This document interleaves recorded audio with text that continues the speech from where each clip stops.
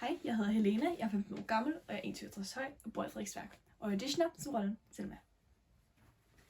Nej. Hvad nu? Mine forældre opdagede os. Der var overvågning på kontoret. Oh my god, jamen så har de jo også set dig sætte den der kæmpe streg. Nej, hvad er det, kan du sige?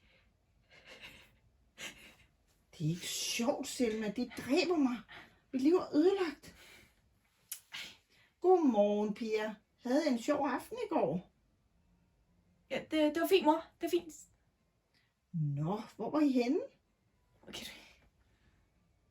Har du mange tømmermænd? Ej, mor, blander du bare udenom. Nå, lille skat.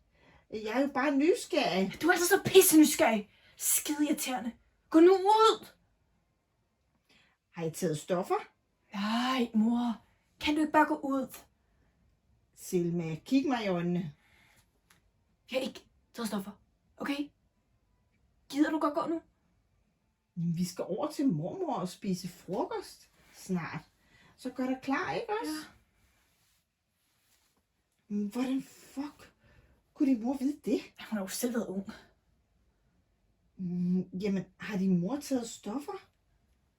Prøv lige at se dig selv i spejlet. Altså, dine piller, de er stadigvæk gigantiske. Min mor, hun skal altså ikke finde ud af noget. Fuck, mand. Selma, du forstår det ikke. Jeg er færdig. Ej, altså, hvad fanden tænkede de forældre os på, at det lavede en regel med, du skal være hjemme kl. 21 i sommerferien. Mens der er min mor en eller anden form for realitetssans. Mit liv er forbi. De låser mig inde. Ej.